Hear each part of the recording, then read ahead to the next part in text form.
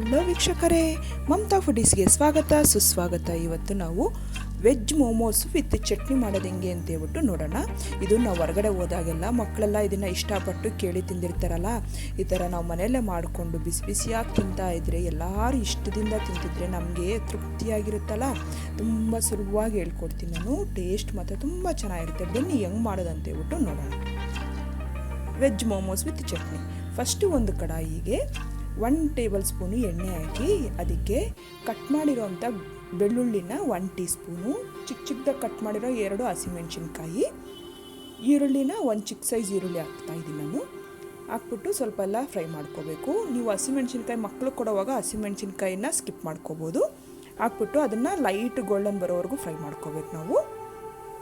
ಅದಕ್ಕೆ ಚಿಕ್ಕದಾಗಿ ಕಟ್ ಮಾಡಿರೋಂಥ ಕ್ಯಾಬೇಜು ಅಂದರೆ ಎಲೆಕೋಸನ್ನ 1 ಕಪ್ಪು, ತುರಿದಿರೋಂಥ ಕ್ಯಾರೆಟು 1 ಕಪ್ಪು ಹಾಕ್ಬಿಟ್ಟು ಅದನ್ನು ಮೀಡಿಯಮ್ ಫ್ಲೇಮಲ್ಲಿ ಇಟ್ಕೊಂಡು ಒಂದು 5 ನಿಮಿಷ ಇದನ್ನು ಫ್ರೈ ಮಾಡ್ಕೋಬೇಕು ನಾವು.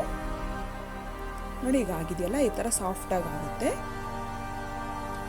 ಈಗ ಇದಕ್ಕೆ 1 ಟೀ ಸ್ಪೂನು ಮೆಣಸಿನ ಪುಡಿ, ಅರ್ಧ ಟೀ ಸ್ಪೂನು ಚಿಲ್ಲಿ ಫ್ಲೇಕ್ಸು, ಉಪ್ಪು ರುಚಿಗೆ, soya sauce 1 teaspoon, vinegar 1 tea spoon, vinegar ಇಲ್ಲ ಅಂದರೆ ನಿಂಬೆಹಣ್ಣು ಹಾಕ್ಕೋಬೋದು.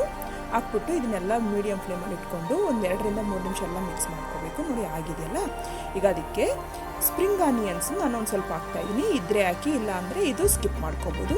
ಹಾಕಿದ್ರೆ ಟೇಸ್ಟ್ ಮಾತ್ರ ತುಂಬ ಚೆನ್ನಾಗಿರುತ್ತೆ. ನೋಡಿ ಈಗೆಲ್ಲ ಒಂದು 2 ನಿಮಿಷ ಫ್ರೈ ಆದಮೇಲೆ ಇದನ್ನು ಸ್ಟಫಿಂಗ್ ರೆಡಿ ಆಗಿದೆಯಲ್ಲ, ಇದನ್ನೊಂದು ಸೈಡ್ಗೆ ಇಟ್ಕೊಂಡು ಈಗ ಮೋಮೋಸ್ ಚಟ್ನಿ ಮಾಡೋದು ಹೆಂಗೆ ಅಂತ ಹೇಳ್ಬಿಟ್ಟು ನೋಡೋಣ. ಒಂದು ಕಡಾಯಿಯಲ್ಲಿ 1/4 ಕಪ್ಪಷ್ಟು ನೀರು ಹಾಕಬೇಕು. ನೀರು ಕುದೀತಿರೋವಾಗ ಅದಕ್ಕೆ ಅರ್ಧ ಟೀ ಸ್ಪೂನ್ ಉಪ್ಪು, ಒಂದು 3 ರಿಂದ 4 ಒಣಮೆಣಸಿನ್ಕಾಯಿ ಹಾಕ್ಕೋಬೇಕು. ಅದಕ್ಕೆ ಒಂದು ಅರ್ಧ ಇಂಚು ಶುಂಠಿ, ಕಟ್ ಮಾಡಿರೋಂಥ ಮೀಡಿಯಮ್ ಸೈಜ್ ಟೊಮೊಟೊನ ನಾನು 3 ಟೊಮೊಟೊ ಹಾಕ್ತಾಯಿದ್ದೀನಿ. ಹಾಕ್ಬಿಟ್ಟು ಈಗ ಅದನ್ನು ಲಿಡ್ ಕ್ಲೋಸ್ ಮಾಡಿ ಒಂದು 3 ನಿಮಿಷ ಐ ಫ್ಲೇಮಲ್ಲಿ ಅದನ್ನು ಬೇಯಿಸ್ಕೋಬೇಕು. ಅಂದರೆ ಟೊಮೊಟೊ ಸ್ವಲ್ಪ ಮೆತ್ತಗಾಗೋವರೆಗೂ ಅದನ್ನು ಬೇಯಿಸ್ಕೋಬೇಕು. ನೋಡಿ ಈಗ ಆಗಿದೆಯಲ್ಲ, ಟೊಮೊಟೊ ಎಲ್ಲ ಸಾಫ್ಟಾಗಿ ಆಗಿದೆಯಲ್ಲ, ಇದನ್ನು ಕಂಪ್ಲೀಟಾಗಿ ತಣ್ಣಗಾಗೋಗ್ಬಿಡ್ಬೇಕು. ನೋಡಿ ಈಗ ತಣ್ಣಗಾಗಿದೆಯಲ್ಲ, ಈಗ ಇದನ್ನು ಮಿಕ್ಸಿ ಗ್ರೈಂಡ್ಗೆ ಹಾಕ್ಕೊಂಡು ಚೆನ್ನಾಗಿ ನೈಸಾಗಿ ಗ್ರೈಂಡ್ ಮಾಡ್ಕೋಬೇಕು. ಇದನ್ನು ಎಷ್ಟು ನೈಸಾಗಿ ಆಗುತ್ತೋ ಅಷ್ಟು ನೈಸಾಗಿ ಗ್ರೈಂಡ್ ಮಾಡ್ಕೋಬೇಕಾಗುತ್ತೆ. ನೋಡಿ ಇಷ್ಟು ನಾನು ಈ ಥರ ಗ್ರೈಂಡ್ ಮಾಡ್ಕೊಂಡಿದ್ದೀನಿ. ಈಗ ಇದಕ್ಕೆ ನೋಡಿ ಎಷ್ಟು ನೈಸಾಗಿ ಆಗಿದೆ ಅಂತ ಹೇಳ್ಬಿಟ್ಟು,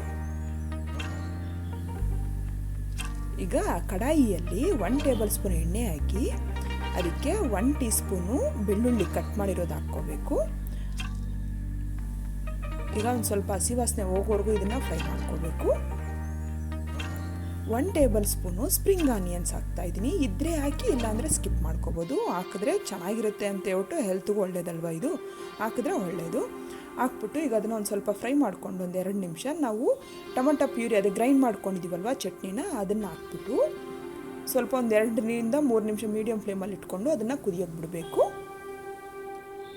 ಅದಕ್ಕೆ ಒಂದು ಸ್ವಲ್ಪ ಚಿಲ್ಲಿ ಫ್ಲೇಕ್ಸು 1 ಪಿಂಚಷ್ಟು, soya sauce 1 teaspoon, vinegar 1 teaspoon ಹಾಕ್ಬಿಟ್ಟು ಅದನ್ನೆಲ್ಲ ಚೆನ್ನಾಗಿ ಮಿಕ್ಸ್ ಮಾಡಿಕೊಂಡು ಒಂದು 2 ನಿಮಿಷ ಮೀಡಿಯಮ್ ಫ್ಲೇಮಲ್ಲಿ ಇಟ್ಕೊಂಡು ಇವಾಗ ಅದನ್ನು ಕುದಿಸ್ಕೋಬೇಕು. ಅಂದರೆ ಆಯಿಲ್ ಮೇಲೆ ಬರೋವರೆಗೂ ಕುದಿಸ್ಕೋಬೇಕು. ನೋಡಿ ಈಗ ಚಟ್ನಿ, ಮೋಮೋಸ್ ಚಟ್ನಿ ರೆಡಿ ಆಗಿದೆಯಲ್ಲ, ಇದನ್ನು ಫ್ಲೇಮ್ ಆಫ್ ಮಾಡಿಕೊಂಡು ಆಯಿತು.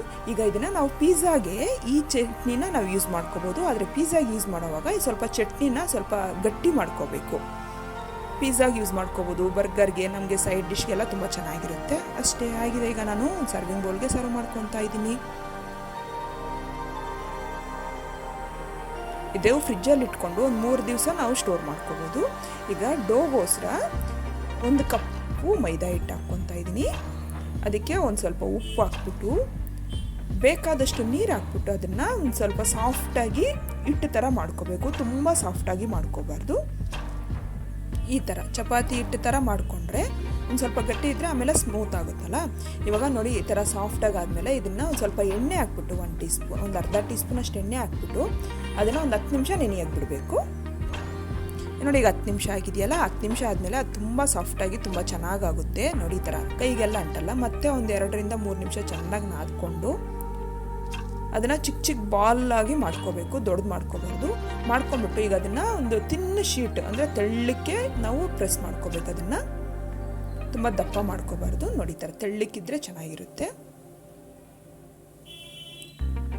ಈ ಥರ ಶೀಟ್ಸ್ ಎಲ್ಲ ರೆಡಿ ಮಾಡಿಕೊಂಡು ಅದಕ್ಕೆ ನಾವು ಸ್ಟಫಿಂಗ್ ರೆಡಿ ಮಾಡ್ಕೊಂಡಿದ್ವಲ್ಲ ಮೋಮೋಸ್ದು, ಅದನ್ನು 1 ಟೇಬಲ್ ಸ್ಪೂನ್ ಅಷ್ಟು ಸೆಂಟ್ರಲ್ಲಿ ಇಟ್ಬಿಟ್ಟು ಈಗ ಅದನ್ನು ನೋಡಿ ಈ ಥರ ಮೋಮೋ ಶೇಪ್ ಅಂದರೆ ಈ ಥರ ಮಾಡ್ಕೋಬೇಕು.